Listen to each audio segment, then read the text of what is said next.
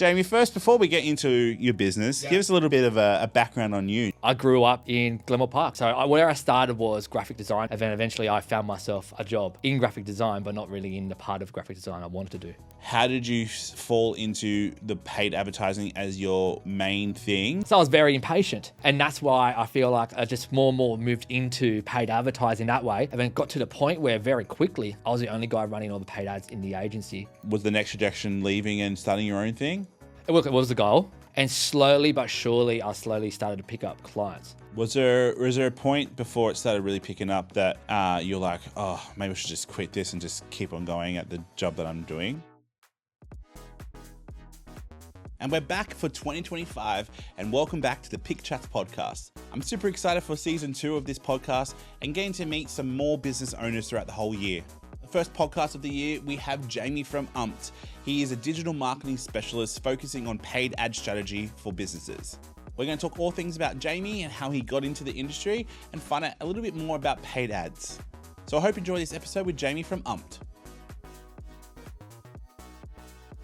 Well, Jamie, thank you for joining me on my podcast. Actually, you're the first podcast for 2025. Oh, I feel very privileged. So, season 2, baby, here we are. So, thanks, man. Okay. We've known each other for about a year now. About a year. Yeah, when I joined the collective. Yeah, the Chamber Collective. Yeah. Shout out to Penrith Chamber. Yep. But yeah, so Jamie, what today is all about really is to get to know you a little bit more, get insight into Jamie, what you do, but more specifically why you do it and how you kind of got into it. Yeah. I want this podcast to really be about, and I hope it is about, people just understanding why people get into business and their trials and tribulations, because business is a roller coaster of emotions and uphill all the time. Yep. It's also a place for, I think, for me, I utilize this podcast as a bit of like a mini therapy session / knowledge gathering. So Yep. Let's get into it. So, Jamie, first, before we get into your business, give us a little bit of a background on you, Jamie, yourself as a person, kind of how you grew up, where you grew up, because I actually don't know anything about that. No, we've actually never talked about it. No. Actually, funny enough, I was pretty much a Penrith boy most of my life. I grew up in Glenmore Park most of my life, and have a brother, got a mum and dad, dog, and we're getting real specific here, guys. I don't know how specific you want me to go. How deep are we going in this conversation? As deep as you want to get, mate. No. No, look, I grew up and I kind of fell into sales initially. So where I started was graphic design. I always was a very creative person. Yeah. And so where do you think that stemmed from? I was very artistic back at high school. And I think I just really like being creative, knowing that don't have to go to uni to learn how to do something. I can go to TAFE. I can learn how to play with the computer and do stuff, and then hopefully get a job out of it in the end. So were you into like art at school? Or like Yeah, but not like the crazy like arty stuff, but more the digital kind of art and photography. Okay. And that's kind of where really that was a renaissance around our kind of, that's, digital. That digital space really grew a lot when we were growing up. Yeah. We're similar ages, I'm sure. Yeah. I'm 35. How old are you? 32. Yeah, I think about that one. Yeah. Count it on your fingers. Yeah, I was 33 this year. Yeah. No, but like really, when you think about it, like that digital world, computing, all these kind of aspects of that really kind of stemmed when we were in that high school kind of area. Nowadays, it's just a thing, like it's just there. But like when you really think about it, like we were growing up with this evolution of digital world, right? Yeah, and it was also too like that's when Adobe was the king of everything, and I really loved all the Adobe stuff. So I think that's why it kind of pushed me in to learn a bit more design. And then obviously that's when I went to TAFE and I learnt it all and kind of just fell into the parts that I wanted to. But the problem with that was, I studied all this time at TAFE to try to get a really cool graphic design job in a nice agency or something like that. So that was the aim? That was the aim. Never got there. It was, when you try to find your first job, they always want the world of experience and pay you the lack of dollars. So every agency I reached out to or had interviews for, where they were either in the CBD or whatever like that, they were just unpaid internships. So that was my issue. Is like I really want to be in the industry. I remember getting Side note, Yeah. when I left film school, Yeah. Now I went to film school later, Yeah. not like a lot of my fellow colleagues. They were like straight out of high school. I was Yeah. 25 when I went to film school, 25, Yeah. 26.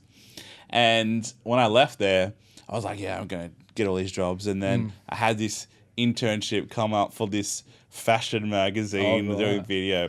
The biggest scam I've ever experienced. The guy would hire these people for free to do free labor to go onto YouTube, clips from YouTube, and then make videos from clipped videos from YouTube. Oh. It was the biggest scam. Anyway, I left at lunchtime. I was like, yeah, nah. You know, it's funny you said that because I had a very similar situation for one of the places I was offered a job role in. And it was the same thing. It was, you come work for us for 6 to 8 months, we don't pay you, and there might be a job at the end of it. And I asked him, like, so how do I earn any money? And they're like, well, we just tell a lot of people just to suck it up and not have nothing for that time that you're working with us for the opportunity to potentially have a job at the end of it. And I go, so how many people are actually interns at your office? 80% of people that work there. And I walked away straight away. And I was like, this is getting really hard. And then eventually I found myself a job in graphic design, but not really in the part of graphic design I wanted to do. Right. What was that? Signage. Yeah. So that was obviously, things like, building signs and graphics on cars and all that kind of stuff. So, So printed media mainly? Yeah, all that kind of stuff. But, I didn't want to go down that path, but it was my entry to say, hey, I'm in graphic design now. I can say I am a graphic designer in a full-time job. And it got me out of Woolworths, obviously, as well. So, but... It was a stepping stone, at least. It was a stepping stone. But funny enough, I never, even as long as I was doing signage, which was a good 7 or so years of my life, I never, ever got into a design agency ever.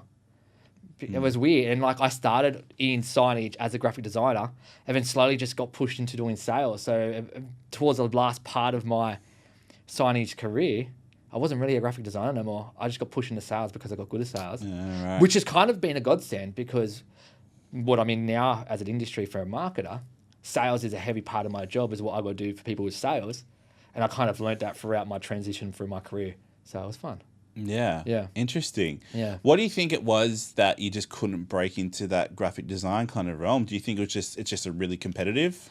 It was, well, apart from being really competitive, because obviously there was that many people applying for jobs, I feel like I was just not one of the ones that people that wanted to sit there and go, I'm willing to accept a really low pay and do internships just to prove my skills with no guarantee of work. Because the amount of jobs I went to had that same offer all the time. Yeah. And I didn't want to accept that.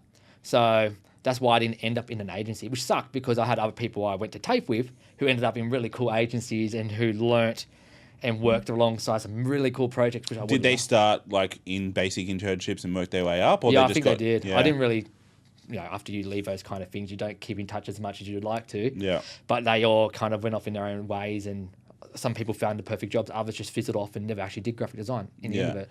It's actually really interesting to look at in this kind of realm of creative industries, graphic design, video, photo, all that kind of space.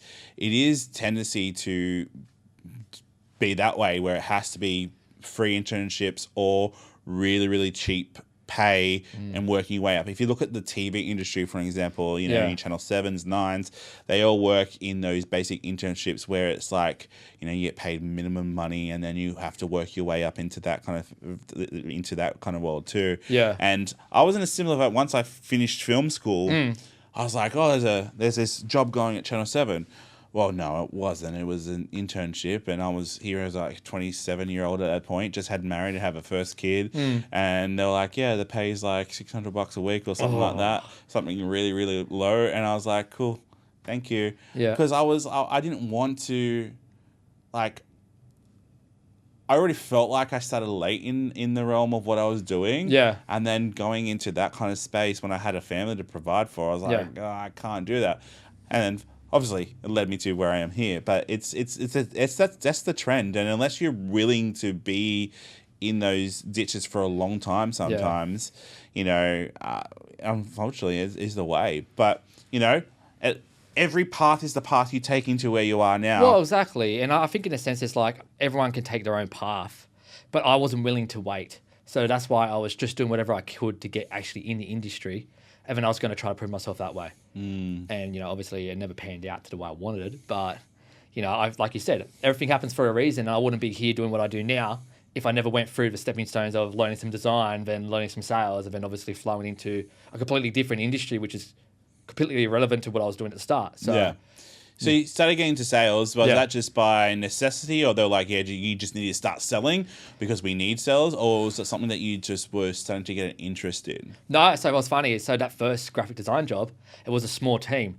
So eventually they started throwing me out to do quotes for jobs. And then I started to get interested in it because I was like, oh, I can say certain things to try to get people to come over the line, or I can do this to get a better return for my boss, you know, a bit better margin by upselling this or something like this. Yeah. So I got very interested in it. So obviously I was doing graphic design there, but also I started to learn to quote and sell jobs off and learn how to communicate better with people. Yeah. And that's kind of how I fell into sales. And I think naturally with how I am as a person, I'm very outgoing. I liked being able to communicate with people and being able to give them the ideal end result and help them get there. And at the same time, you know, I was also, you know, doing really well to make more money for the bosses and stuff like that. Because you know, as you do, like when in these first jobs, you always strive to do your best to make sure you impress your bosses. Yeah. So I was just like, you know what, this is my first time doing a full job. I might as well just try to make it work and just accept whatever they want me to do. And just kind of just got pushed into it, really. Sales is... I find sales to be really hard, just personally. I don't know what it is, like whether it be anxiety or the fear of being rejected. Yeah. You know, you obviously starting sales. Like I've only really been in. You know, I've had my business for 8 years, and obviously I've had to sell in those times. But when you move into a kind of business kind of corporate world, it's it's another level of sales, right? Yeah. So you started sales a lot younger than me. Yeah. So what was it about sales that you learnt from an early age that you still utilize to this day? It's just how you communicate with different people. Because everyone, I used to study it a lot because I always wanted to get better at my job. And the way you talk, your tonality, how you approach people, and you try to not imitate, or copy, but try to, build that rapport very quickly. I really liked it. I liked the challenge of just trying to see what I could do to get what I want in the end out of it, you know? And then also knowing that I was not the only person going to that job site to quote, that I had to make myself stand out in a different way. And because of that, you always had to come up with a different approach. So you then learn to test different angles and different ideas and approaches. And then that's when you start to find the magic of sales. And I think I just enjoyed the wins when, you start off, you get a couple small sales and you're like, yeah, I'm doing well. But then all of a sudden you're starting to quote these real big jobs and you're starting to slowly get wins and these big wins. And you see how happy your bosses were when you got those massive wins and the massive projects. And you're like, I like this. There's like a self-gratification that I'm doing well for myself. And then, obviously the graphic design stuff took a bit of a side seat because the more and more I got better at sales, the more they pushed me out to job sites to quote more and more jobs. They're like, this guy's good at this. Let's get him on this tool. I'm a very good people person, I feel sometimes. Like I can easily just get on with people, and I think that was a problem because I could go out and actually build that rapport quickly. And I always say, and I've always learnt over the years, that the best thing in sales is building that rapport so they feel like you're talking to a mate, not a person that's trying to win your work. And then when it got to that point, it would just become really, really easy to me. How do you think you can build rapport in sales within the first 10 seconds? Because let's be honest, sales, whether it be a face-to-face or on the phone or whatever it is, everyone nowadays is so used to cold calling and, telemarketers and all that kind of thing. Yeah. How do you think you can build rapport in the first 10 seconds to make people still listen? I like to throw them off completely. So not going in with a typical sales pitch. It was like, I think, you weren't when we went at the chamber the other day, it was one of these random guys walking around. And I was like, watch this, I'm going to talk to him. But I just threw out like a random one-word line that was just really off-putting. So sometimes you go like, I like your shoes or something random like that when they don't expect to get a response like that, and it kind of throws them off.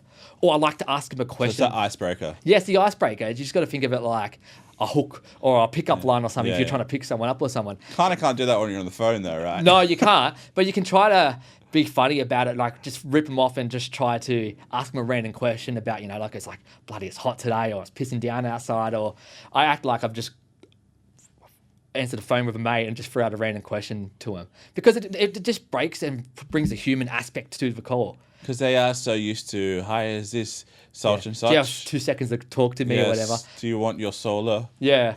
Mind you, I would never do the cold calls and stuff like that because I hate being cold called myself. And being in marketing now, you get cold calls from Google 5-10 times a day and you just learn to get over it. But whenever I met people in person, that's the kind of sales I like to do where I could kind of sell in person because I could build that relationship with people. Yeah. Yeah. All right. Yeah. So back to, you're now kind of in the sales. Do you remember the first sale you did that was like a big sale that made you go, kind of like this?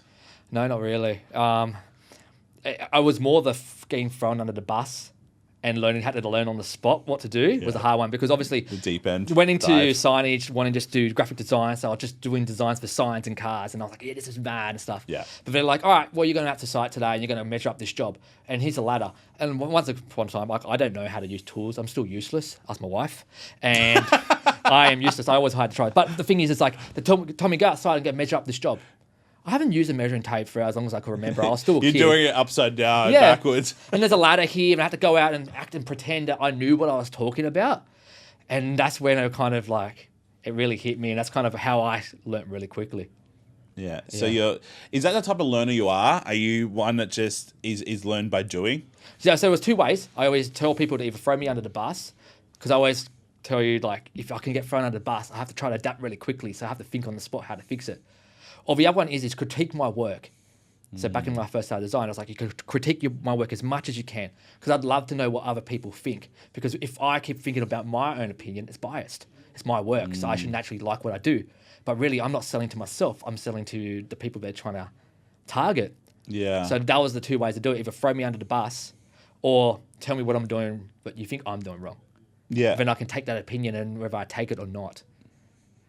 Well, it's hard to sometimes hear critiques about your own work because, as humans, we are a little bit egotistical. Yeah, just 100%. by human nature. Yeah. But it is one thing that I try to take on board too. Like, I always say to my clients that, hey, this first draft is just what we think. That's just what we think of what this first draft is. Yeah. We need to know what you think. Yeah. Nothing's too small or too harsh. Yeah. Like, at the end of the day, this is going to be your video, your project. So we want to know, what your thoughts are. And that's why there's revisions in things that we do because the first thing is going to be what we think, but we need to know what we need to fix for them to be, we love this. 100%. And then, as you know, every different client that you have would have a different brand styles and brand guidelines. So what you recorded for the last client would be completely different to the tone of voice and the style, the coloring, all that this other client would do. 100%. So you don't know until you're shown the first draft, really. Oh, it's really important for us to know all that stuff beforehand. Yeah. Like I always say to my clients or potential clients that we don't just turn up on the day to hit record. Like we need to know enough information before we hit record in order for what we are recording to be the right thing. Yeah. So then when it goes into editing, we can be adaptable if we need to and change a style of how we edit or approach it. So it's really, really important. But the problem with that is like, back when I did graphic design, I go, so what are you looking for? I don't know. Just do what you can do and we'll make it work. And it's the same situation. It's like if you came to me, asked me what I wanted for a video, I wouldn't really know. I'd take your expert opinion. Yeah. I'd know once I see the video and you're just like, far out. But see some people go down that line when they really don't know.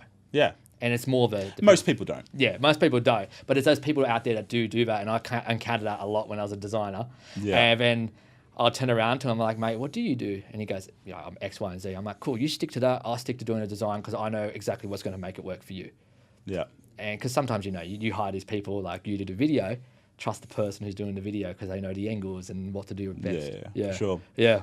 So you're now in signage, you moved into sales. Yeah. What happened then? How did you evolve from that point on? Obviously, you're like, well, graphic design's not going to happen or it's not happening. Yeah. I'm liking sales. So what was the next move? Yeah, so funny. So when I was at that first signage company, there was a sales and marketing role that came up. And because I like sales so much and I kind of was interested about marketing, like I didn't really know what marketing was. I started to Google it. And I'm like, oh, is this all stuff online? It's kind of like sales, but it's online and digital cool stuff. And I'm like, I'm a designer, so I can do flyers and sell businesses. So I got this role literally probably 10 minutes down the road. Different company? A different company. They did diesel stuff as a sales and marketing coordinator. And then in that same time, I met an agency that was working for him.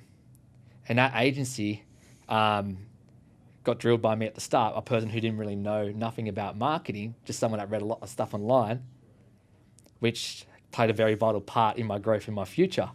But I worked at this company for about 3 months doing the sales and marketing role, realised I didn't like that kind of place there, it wasn't me. So Didn't like what you were selling. Didn't like what I was selling. I wasn't passionate. I never worked in diesel before, so it was very new to me. And a lot of the stuff was more selling than marketing, and I kind of liked marketing more than selling. It was really weird.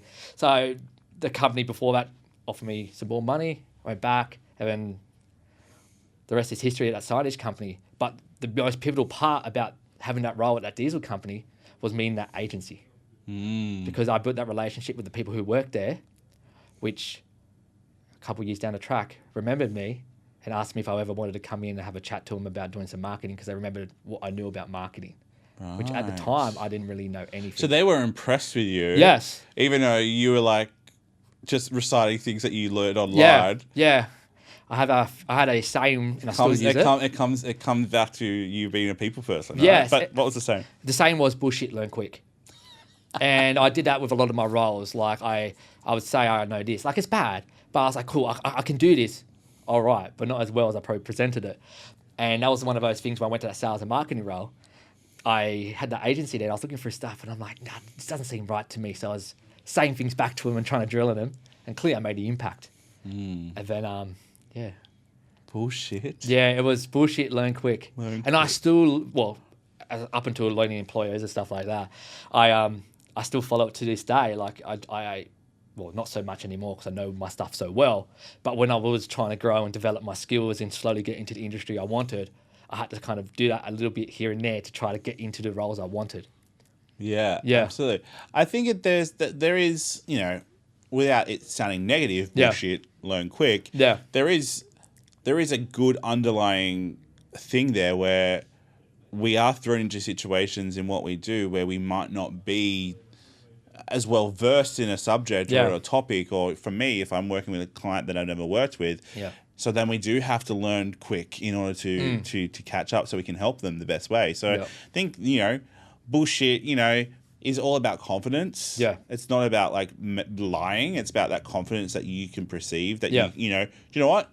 I don't really know it, but I know I can. I know I can. I can learn it. And the thing is, some people like the bullshit, but they never then learn quick enough to make the role seem. So they're just full of the bull. Yeah, but none of the stuff that actually means makes substance. Yeah. And then as I got into marketing and new hires came through with the agency I worked at, you kind of seen there's a lot of people that were talking a lot of crap and couldn't make the crap work in a sense.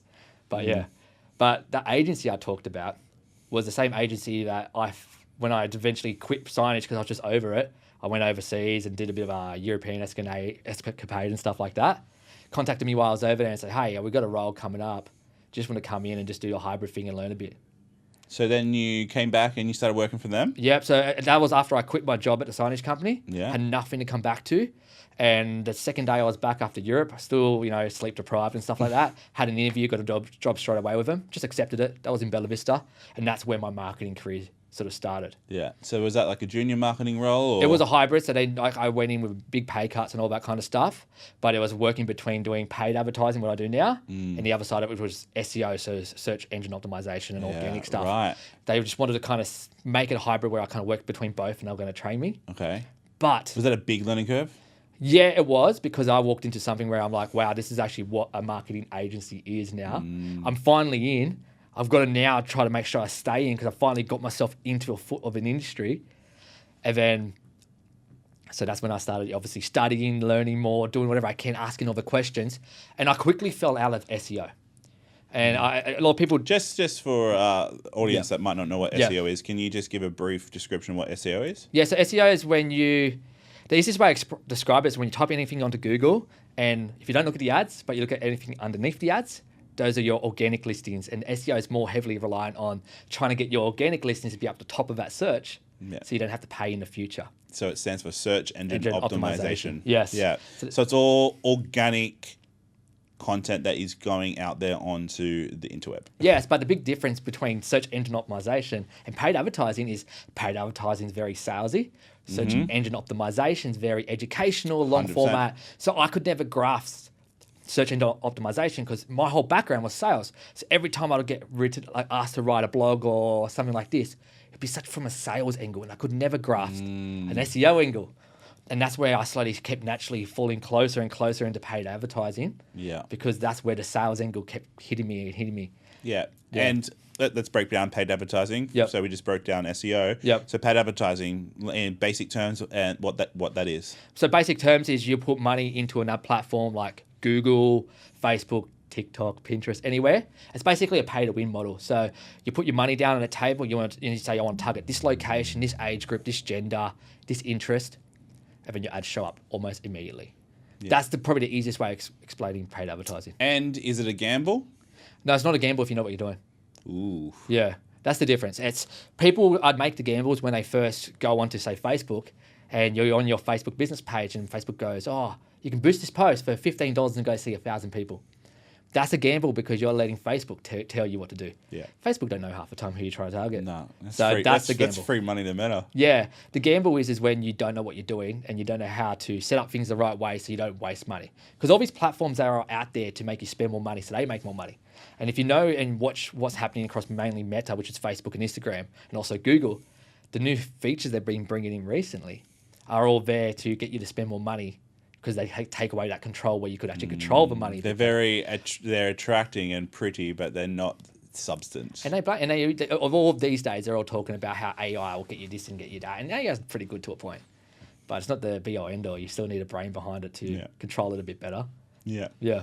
So we're getting ahead of ourselves. Yes. Just getting excited. Oh, Jamie here. We're about to go to the realm of what he's really good at. So you're in this new company. Yeah. You're doing a hybrid of SEO, which is organic, Yep. and learning paid advertising. Yes. From there, how did you fall into the paid advertising as your main thing? Yep. And then what was the next phase after that? Yeah. So obviously I was doing a bit of SEO at the same time. I was a hybrid role and I was doing a paid advertising. So I got given one account to manage. And then in that account, it was just basically doing some Meta advertising, so Facebook, Instagram at a time, and some Google advertising. And being mentored by a bloke that obviously helped me get to where I am today. And the thing is I got there because I feel like every day I came in, I looked at the numbers and the data, and I started to really like that a lot better. The analytics Yeah, side? the analytics. And look, I hated maths. At school, I failed maths and I dropped it in year 10. But for some reason, looking at the analytics when people have clicked on an ad and they've done something like this, I got really curious and I started to like it. And then it was like sales because in marketing, a sale is like when someone's phoned you up or they filled out a form or they bought a product. That was my now version of a sales. So whenever I got a lead for a client, I was like, this is so good. Yeah. So my goal then was like, oh, can I make this better and cheaper for my client so they can make more money and spend less money on whatever platform they're advertising on? And that's when that drive to try to keep improving these campaigns came along. And that's why I kind of moved away from SEO because for those who know what SEO is, it's like SEO, you'll write a piece of content or whatever it might be relating to SEO, but it doesn't automatically start appearing or ranking or doing what you need to do overnight. No. SEO takes time, and a lot of people will say it's like if you're going to do SEO, you've got to give it 3 to 6 months before you see results. It's like a good wine; it's got to age. Marinate. It's got to age, but then you don't know if it's going to work or not. But with paid advertising, I can do something right now on the spot. Tomorrow, I can see if it worked or not. It's the impatience behind me just trying to move quickly and try to learn. There's a thread here of your impatience. I'm very impatient. You can see that. Like I didn't want to wait for a job, and then and then. It doesn't matter. It doesn't matter. It's worked. So I was very impatient. And that's why I feel like I just more and more moved into paid advertising that way. And then as I got better, they gave me bigger projects. And then it got to the point where very quickly, I was the only guy running all the paid ads in the agency. Okay. But I used to ask all the questions. I wanted to learn from the people who've already done it for years. And everything I didn't know, I asked questions to. And one of my mentors that I learned from was one of the brothers in the company. He came to me one day and goes, look, I like how you're asking questions, but next time when you come ask a question, come with like a potential answer or solution to the question. And that way you can think about what potentially the result is or what you can do in this situation without me having to tell you. So then when I came with an answer or what I think might work, he'll tell me if I was on the right track or not. So keep pushing me in the right direction. And because I got so hungry and wanted to learn all that stuff, I just started absorbing content, just trying to learn how I can be better at this kind of stuff. And then it just kind of eventuated until I literally was running all the paid advertising at the agency. How do you learn the content? Like what's your go-to method of learning these kind of stuff? Yeah, so back in the old days, it was obviously there's a lot of really good blogs that you could watch and follow on your email blogs and stuff like that you can learn about new tactics you can try and this and that. But in paid advertising, really what it is being strategic with client budgets and allocating parts of client budgets to ideas that you had and experimenting to see if it was going to work or not going to work. Because obviously that's what a marketer does. The idea behind a marketer is keep testing different angles and ideas to find out what works. So I learned very well how to get an account stable, and then on the side, divvy up some cash on that was not spent and allocate that to testing new things. And that's how you kind of get to learn. Because the thing with Google advertising or meta advertising, all that kind of stuff, you can go through the processes and go do optimization, general tweaks and all that kind of stuff. But the biggest issue is the good people are reactive. They learn how to see the red flags and how to stop them. So things that are performing poorly, ads that aren't doing well, or something overspending, and then fix that quickly. But they also see the green flags of what is working and what isn't working, and then make sure we can try to capitalize on that and make more from it. So that's how I tested. Like obviously blogs are all good and stuff, but actually practically being in the accounts and testing stuff was a good thing. And then when you learn something new on one client account, you'll try to translate it to another client account just to see if it was a fluke in that one particular like industry or niche, or it was actually something that does physically work. But the problem with marketing is the platforms change over time. They remove features away. So constantly the things that would work for 1 year, next year get thrown down the shitter basically. Yeah. So you're in your industry, you have to really constantly be learning what's happening. Yeah. You have to be, following the right people, anyone, all those people that kind of run the show. You have to really be constantly on top of your game. You have to, because they change so quickly. And I feel like the platforms do it on purpose. They even catch people like us that do it for a living off guard. And then all of a sudden we come in one day and wonder why we spent all this money and it's got no results because something switched over in the campaigns which they told us about secretly. And then all of a sudden what was working doesn't work no more. And the amount of times it's happened over my career of doing this in the last 8 or so years I've been doing marketing for, you would have stuff running and it just crashes and burns automatically because of new features coming in or how they tweak something or the targeting or something like that. Yeah, it's not fun. It's like when you had a software update on your phone and they've changed the Photos app to something completely different and you don't know where things are. Oh, exactly, yeah. You have to be like, I have to relearn this now. Exactly. And it was like, they always did it all the time just to throw people off. But it is what it is. But the people who don't keep up on this stuff are the ones that fall behind in the industry and then can never catch back up again because they've already lost track of everything else that's changed over time. So how do you keep up to date with it? Well, look, personally, I don't read many blogs these days. I find I lack time. What I do is I just always constantly are going through little things that just pop up randomly in the accounts and just digging in deep to find out what does this mean and how do I change it or how do I fix it or how do I utilize this new feature. And I'm very lucky that, how close I am with a lot of connections I've made in different parts of Facebook or Google headquarters, that I get access to a lot of these betas and information before other people do already. So I kind of do have a bit of a head start that I can kind of keep up and access these new features before other people can. But like a lot of people don't know when these new features come by. And anything, it's like having a phone, a new feature comes in, you don't know what it does until you start playing around with it. And that's sometimes what we've got to do in what I do. It's like I've got to play around with this new feature and tell the client, hey, there's this new feature that's come out. Yeah. It could either burn for your cash or it could actually do really well for you. Let's try it. And if it doesn't work, I'll make sure I turn it off before it burns too much cash. You know what I mean? So interesting. Yeah. Because from my point of view, I'm more in that kind of organic kind of realm of content, right? And how powerful organic content is and learning all this stuff about paid advertising and all that kind of stuff. It's really interesting because it's quite a lot. Yeah. It's quite a lot. But that's why there's people like you who are around to help people like us and other people. So it's really awesome. Yeah. So you've now reached the top of, the realm of this company. That was the next projection, leaving and starting your own thing? It was the goal. And getting that easier said than done because, trying to get marketing clients in an industry where other marketers are also trying to do the same thing. Massive gamble. It's a massive gamble. So what I ended up doing, and it was really, really hard at the start, was I was waking up at 4 a.m. most mornings and leaving to get to the agency about 5:45 to 6 a.m. every morning. And in this time, I started to create video and build out my website and starting to run ads to try to get clients on my side of the thing. So I was working literally... So running your own ads for your own stuff on the side. Yeah. So the first obviously thing was to build a website. So I've taught myself over the years how to build websites. But the thing was then like... your graphic designer skills come Yeah. And then I've learned that over time because the way I thought is like if I can learn how to make a website now, at least it'd be good enough that I can utilize it now. And if I need to, I'll hire someone to fix it up in the future. But I got really good at it. So I was coming into the agency really, really early. It was hard. It was really, really hard. And I was, like I said, making videos, all that kind of stuff, running the ads, because obviously I should know how to run ads to my own business and trying to get things to work. And slowly but surely, I slowly started to pick up clients. But this was not an overnight thing. I reckon it took me, when I look back at it, about 6 to 8 months before I was in a good position I could potentially leave the agency. So this was a Monday to Friday thing where I was getting at 6 a.m., working till agency start time, which was 9, agency full time there. After the agency, I'll go home and do more work. And it was just a repeat cycle every week.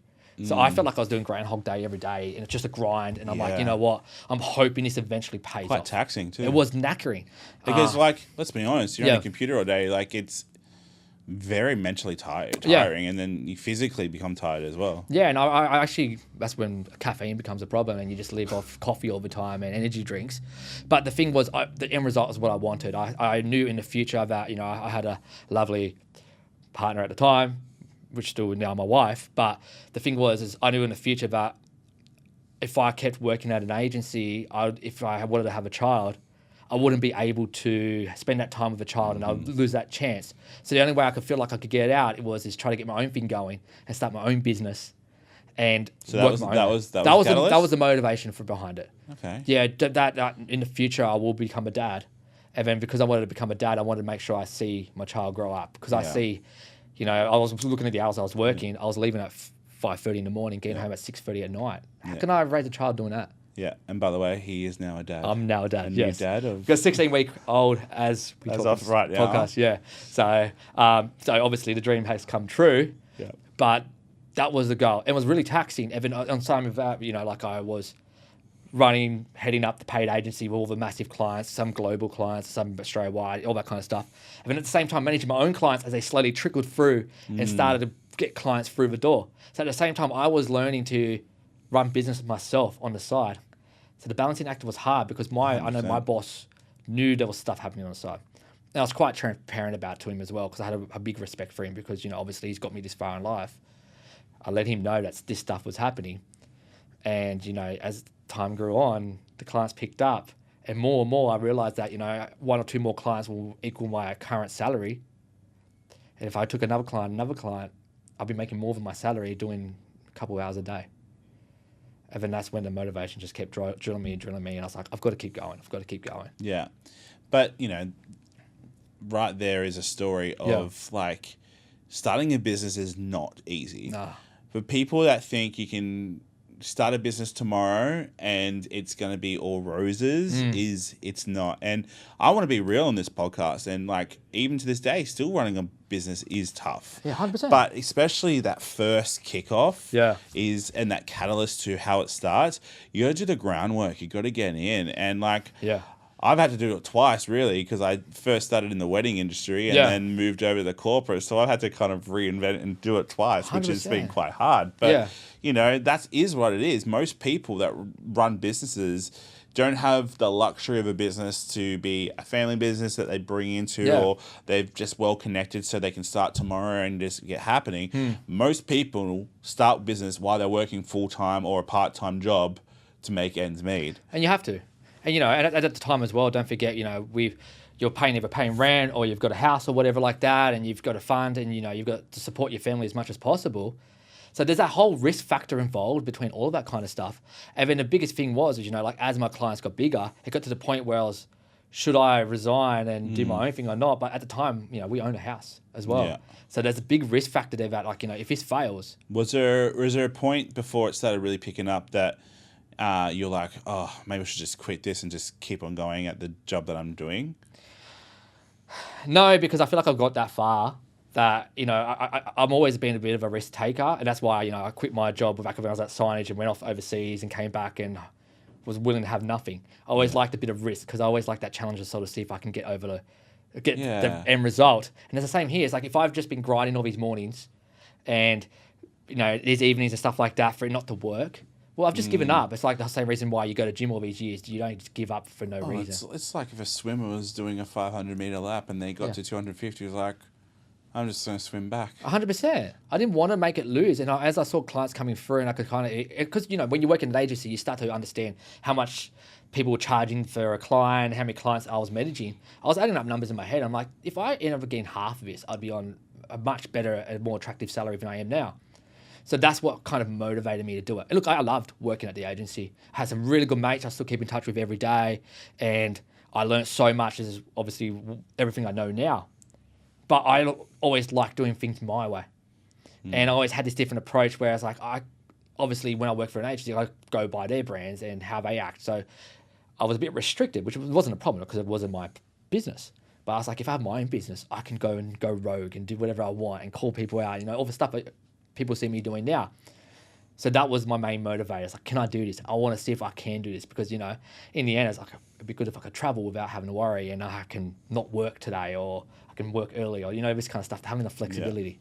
Yeah. So when you left the company, how was that? How was that feeling for you? It was crazy. I was scared, obviously, because I was like, I just started making just a bit more than my salary at the time. So it was a bit risky. If I lost a client or two, I'd be losing, you know, what I was making. I was making less than I was at the agency. So it was 100% scary. And then it was also weird as well because then you're just like, what do I do now? I don't wake up and go to work no more. I wake up and I work on my own stuff. And it was weird. But I liked it. But did you find that there was like that motivation slowed down or it excelled? No, I had to excel. I had a mate tell me, and it was one of my good mates I grew up with. He's quite a good, successful insurance business. He goes, you wait till you leave and all you got is that one business. Mm-hmm. You'll find out how much your mindset changes because that's all you've got to live off. So as soon as that happened, my mindset got even hungrier. It's like, how much can I try to make this grow so I can get in a stable position so I can breathe a bit better? So obviously I started doing some goal setting and had revenue goals to go and target. So if I got there, I could breathe a bit. So I knew if a client left or two clients left, I would still be able to pay, you know, the home loan and support the family and still have some money to spend. And that was my main driver. I just kept going. I got hungry because, you know, every time, once again, sales, now I'm securing my own clients. And that was like that little chirp because now I know that if I secure this client, I make this X amount of dollars every month until they leave. And it was just like a numbers game. It's a poison in a sense. I tell that to people all the time. You always have these revenue goals, but it's a poison because every time you hit that one revenue goal, you're like, can I get the next one? Yeah. And it's just a poison and you just keep trying to do it. And that's what's happened ever since I left the agency. Yeah. And how long have you had this business by yourself for now? It was May 28th, 2023, I left the agency. It's still kind of So new. it's about a year and a bit now. Yeah. Yeah. And it's steadily been scaling up to the point now I've got 2 people working for me, and which I never wanted to in the first place. I always said to myself... It's a new thing to learn. It's a new thing to learn, but I always just wanted to be a one-man band. I wanted to just work my own time and not have to manage any people and do my own thing. But as more clients came in, you just kind of can't just say no. Well, I can't say no at least. I want to help them out because I was like, I can do this. And then it just slowly keeps getting bigger and bigger to the point where you've got to hire or you're just going to be working ridiculous amounts of hours, which most people still do anyway. Yeah. Yeah. And how was it hiring that first person? Was it hard to take the control away and give them some control? It wasn't that because I was good at doing that at the old agency. It was more the fact that I grew this business up and those were my accounts that I was managing. I had all this stuff done a certain way.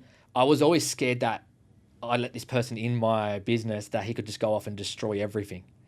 I'm sure a lot of people have that feeling as well. It's like they could literally go in and turn off things, delete things and all that stuff and kill accounts. That was my biggest worry at the start. Yeah. And letting go of that at the start and just testing it was the hardest part. So obviously I let him into my own ad account initially to go rogue and do his own thing. And then as I built more trust, I opened up more doors to him and then all of a sudden... Yeah. It was hard. I actually had this conversation with someone today on the phone and she was asking me, you know, because she was asking me a little bit about what I think makes me personally different from any other kind of company out there. Yeah. I started explaining that for me, I feel like because I come from a performing arts background, I can really help people and coach people on camera and get the best out of them and make them feel comfortable is one of the things. And she goes, "Oh, your website and that doesn't really showcase that." I go, "No, you're right, it doesn't. But I also don't want everything to be solely about Adam. It needs to be about PickFlix, about the company. Yeah. Because eventually, as I get older, I'm not going to be able to be filming every day. Like it's the nature of our bodies. Like it is. Like filming, when you film all day for multiple days, like it's heavily taxing. Oh, bloody oath, yeah. And eventually, I want to be able to have shooters that are on permanent contracts and things like that. Yeah. So for you were like, I want to be a one-man band. Has that changed your philosophy now and your mindset to be more about the business versus Jamie? Look, no. I think for me, I still want to be the face of the business and the personality of the business. But I think now what I want it to people to come to me and know that the processes that I run is the reason why people do so well, but I now have a team underneath me that helps me get these processes conquered. Kind of think of people like Alex Hormozi, he's one of my idols, but a similar thing. He's got the face of the business, he sells the business, brings the leads in, and people like him as a person, but they want to go work with his team because he's obviously got this mad process that works really well, but he's not the guy doing the work. He's just the guy that's managing the processes and doing everything like that. Yeah. I think that's where I'm transitioning Selling now. nose strips. Yeah, exactly. But I think that's where I'm leading now. I've been through so many mindsets. The other day, literally, I was talking to Anil, which is a business coach now, Chamber Collective. Also been on the podcast. Check out Anil's episode. Yes. But I was telling him, he goes, what's your goals? And the other day, I was saying, I just want to scale to the sky. But then I sat down and thought about it. I'm like, man, I'm stressing way too much these days. Maybe it's not scaling the sky just yet. It's about trying to get these processes right and getting the structure right so I can enjoy it better. But then we can start scaling stuff to the sky. Yeah. But look, it's hard. But I still want to be the face because personal branding, as we know, is a big thing these days. And that's one thing I really want to focus on because I like education. I like teaching people. Yeah. That's why I do so many videos. As you saw, I do a lot of video as well. And I won't be able to do that if I am too stuck doing all the optimizations and stuff like that. I want to continue to educate people for free so they don't have to hire people like me to do ads for them. That's the goal down the track. Yeah. Yeah. So you don't want to make money down the track? No, I want people like to obviously pay for the education. Completely. Yeah. I always say to people, I can teach you how to run ads yourself, so you don't have to hire a bloke like me, or I can do it for you. There's always two people who either want one or the other. Some people don't want to touch ads, others want to learn, and there's two different pockets of industry you can try to grab. You know what I mean? Yeah. Yeah. What do you think it is about ads that are, I guess, so attractive to people? Well, the problem is that ads are generally not attractive to people, especially the ones on social media. People doing poorly. And it's the good ads that get the attraction, but those are the ads that don't look like ads. And you probably heard people say that before. It's like the good ads are the ones that don't seem like ads. And that's on the social media side, the TikTok side and all that kind of stuff. That's why you see all these influencers and UGC, user-generated content popping up these days and all that kind of stuff. I guess it's hard to explain because ads come in so many different shapes and forms. And everyone requires a different angle and a different approach, but it requires a good brain and a good angle to try things. Because people a lot of times will just go, oh, this looks pretty and put all this stuff onto it, but they don't think about their markets. And everyone says, oh, you got to think about your markets and stuff. And yes, you can to a point. Think about the markets and the people you're targeting. But we start making assumptions of what they're going to like and what they're not going to like. And I learned very on in marketing that you can't make assumptions. What has worked before, or this look worked before, or this creative or video, or this and that. Making assumptions hurts you more than not. Because you can't assume that this is going to work a second time. Or you can't assume that this worked for this client in the same industry that it's going to work for the other client. No. Yeah. And when you see people saying, oh, we'll do X, Y, and Z for your campaigns, and it sounds like a cookie cutter approach, they're not going to win because every campaign, I can tell you, I can put 5, call it builders in a room and running 5 ad campaigns targeting the same area and the same service. And their structures of their ads across Meta and Facebook and Google and Pinterest, TikTok, whatever, will be so different because everyone's branding's different and way people appeal to like the websites and X, Y, and Z. The results are always going to be different. Yeah. If there was one bit of advice you could give to anyone out there that is wanting to go down two questions really. Yeah. First is for business owners out there that want to run ads, Yep. what's one thing they should be doing that they can solve a problem? Yeah. And then B, anyone who's out there that wants to learn how to get into ads, what's something that they should kind of look at? Yeah, so for the first one for businesses is I've noticed over a lot of the time I've been running ads, a lot of them are too scared to put money down on the table to learn and test if advertising is going to work for them. And they're not willing to spend because they've either been burnt before by people who haven't been good at what they do in advertising, or they just feel like, oh, I want to allocate X, Y, and Z, a small budget to this, and if it doesn't work, it's fine, or we'll just go move to another platform or something like that. But the problem is advertising is all about data and learning from your mistakes. So no matter what you do at the start of the campaigns, it's going to look so different in a month or two down the track because we're learning and the platforms are learning and you're learning what's working. And you'll find that like every big business out there didn't get big for just doing one ad and giving up. They kept going. And one of the best example was koala mattresses. When I did a big YouTube acceleration course with Google HQ once upon a time, where it was a 12-month course studying YouTube about the thing. One of the big case studies was koala mattresses. And what they did was they kept creating new video ads all the time. So you'll love this stuff. They kept creating new video ads all the time. And they just gauged the metrics of how long people watched the videos for and how engaged they were on the YouTube videos. And then when they found YouTube videos that worked, they kept testing ones similar to those, kind of like how everyone does it now. And that's how they scaled up their brand because they found out what tweaked best to their customers. And that's what a lot of people and businesses do. Like they're not willing to invest the time and the effort. They want it just to happen overnight and think it's going to work overnight. But like you said before, advertising and even SEO, age is like wine. The longer you do advertising for, the longer you test, the more effort you put in, the quicker you're going to learn, the better you're going to be able to optimize. And then down the track, you'll be able to have the perfect formula for creating the best ad to the right people. And that will always win. That will always win. That will become predictable. And what was the second question again? I've lost track. That's all right. The second question is, if someone wants to get into learning paid advertising, what's something they should look into? I actually gave my mate this same answer the other day because he wanted to learn Google Ads for himself or any advertising platform. If you have a business, run ads for your own business and be willing to just spend money and lose it. And learn and find out what works the best. You can go get coaching from people like me or anyone else that offers coaching to get that shortcut to learn how to get, I guess, a head start, which is I totally advise. But if you can go out there and learn to do it yourself and just start pressing buttons and putting stuff down on the table, like trying different ad copy, trying different images, videos, different platforms, and see what works best for your business, that's how you're going to learn because you're burning your own cash there. And when it's your own cash, you're so much more tight and sensitive about how you spend it. And it's true because when it's your money, it's hard. But when it's other people's money, it's easy to spend. And that's what they need to be doing. You've got to be full on testing it. And I tell that people all the time, you just got to put the effort into just get rid of the money because it's not gonna work and it's not gonna work at the start. But if you keep testing and playing around with stuff, you'll eventually find something that works well for your business.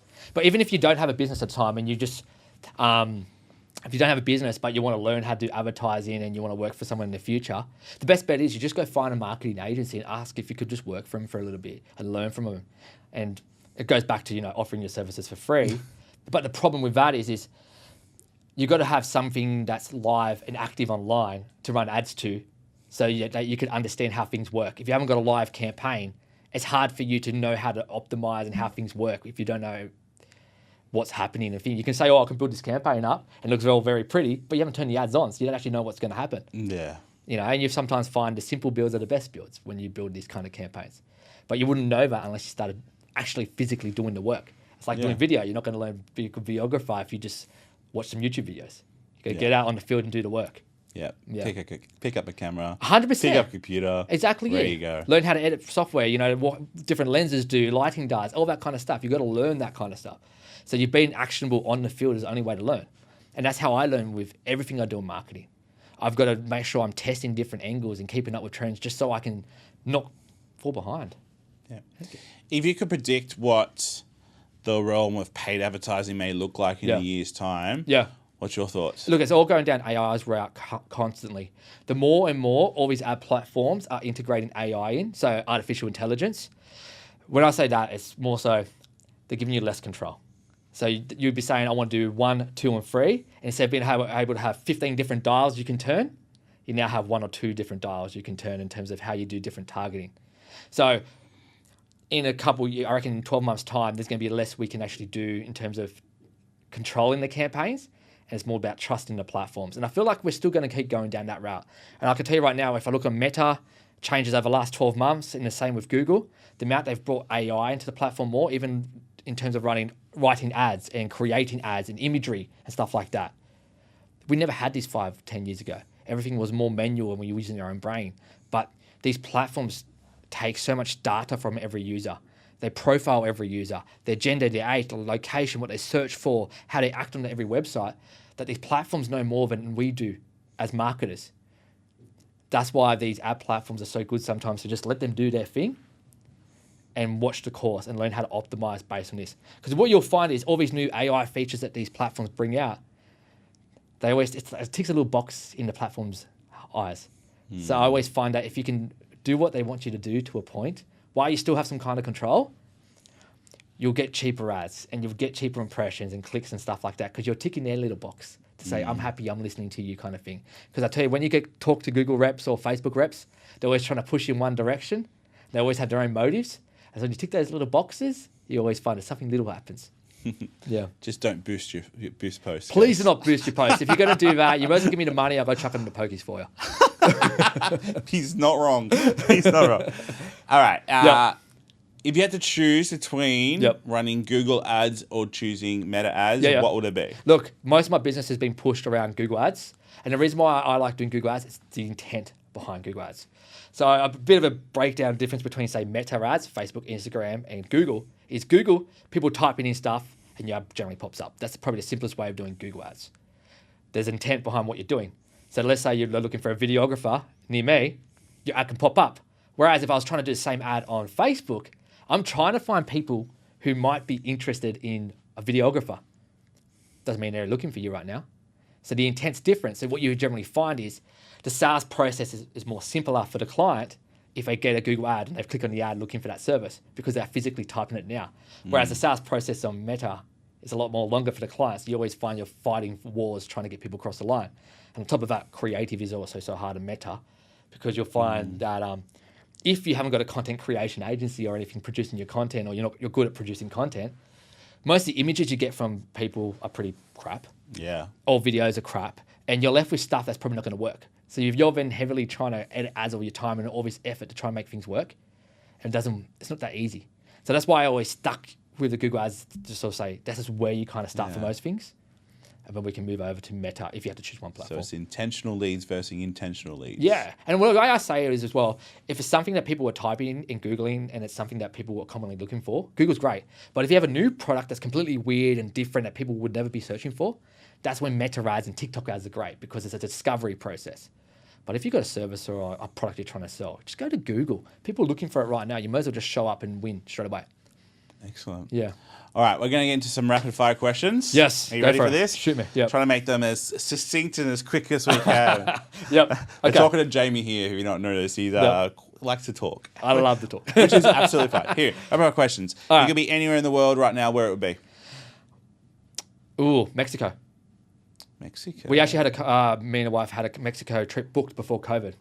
Yeah. And it never obviously happened because of COVID. Never happened. Now I have a baby, so it's not going to now happen for a long time. Now without having a baby, it's somewhere probably a bit more close.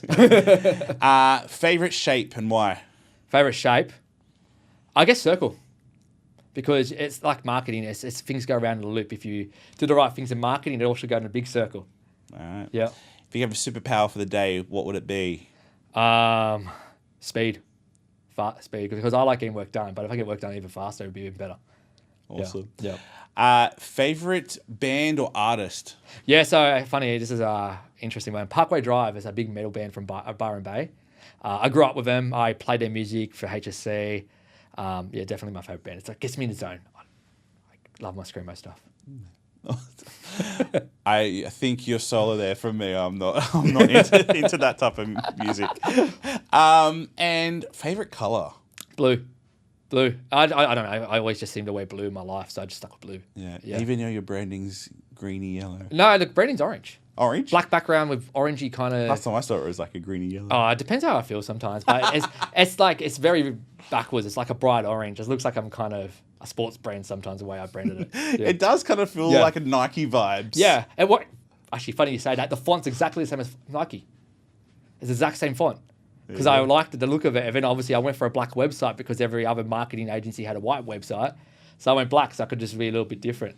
Yeah. Excellent. Yeah. And, you know, top book or books that you've read that could be business or personal? Yeah, so I'd say the Alex Hormozi books that he's got are great for most businesses to get started and learning a bit of a back end of what marketing is. Same with Russell Brunson. He talks about things like funnels and stuff like that. Just a lot of concepts in there about how you can define your niche and how you can do better and find your ideal customer, because that's what we're all trying to do in marketing, is we're trying to find the ideal customer. In terms of time, Buy Back Your Time by, I think his name's Dan Martell. But yeah, those are probably my favorite books. Yeah. Awesome. Yeah.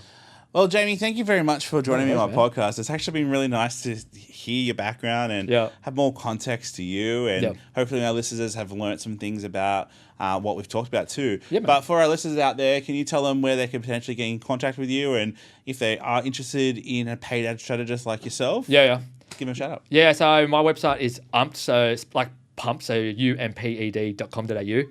You'll find all my stuff there. If not, I'm all over TikTok and YouTube and Facebook. Just Google Jamie Williamson and I pop up generally all the time. So yeah. Awesome. Yeah. Well, thanks, mate. I hope you enjoyed being on the podcast. Yeah. And hopefully people reach out to Jamie. He is excellent. And I think he's such a wealth of knowledge when it comes to marketing, and can really elevate your ad strategy 100%. And one thing I really like about Jamie, because I'm a big believer, is he believes in the power of YouTube. Oh yeah. Which is really exciting, and also running YouTube ads, which is something we didn't even talk about. Maybe we'll talk about it. No, we didn't talk about it, but for those who are wondering, yes, YouTube ads are very popular and very important for your business. Awesome. Thanks, Jamie. No worries, man. I'll catch you. I want to thank Jamie one more time for coming on the podcast and sharing his knowledge and learning a little bit about how he started. It's really interesting to see how anyone starts a business, and Jamie's story actually was similar to mine in a lot of kind of parts, which is really interesting. So I hope you learned some things in this episode, especially around paid ads and SEO strategy. I certainly jogged some memory for me, and I want to thank Jamie one more time for coming on the podcast. And please, if you do want to reach out to him, absolutely do. He's amazing. Now, we do have some exciting things happening for PixFlix Productions. The first is we are expanding our YouTube channel. So if you do listen to this podcast on Apple Pod or Spotify, that's amazing. Please do. But we also do have this available on YouTube for you to watch as well, and really get a sense of who we are and the guests that we bring on. But we are expanding our presence on YouTube, and we aim to bring a lot more value to the YouTube space around what we can do and what we can deliver as a company to our audience or potential clients. So if you haven't already, please go over to our YouTube channel. Please give us a like and subscribe. That would be really awesome. Click the little bell notification if you do want to get notified on when new episodes of our podcast launch or any other episodes of things that we put out there. I'm really excited about the year ahead, especially in YouTube, and I can't wait to see what 2025 brings.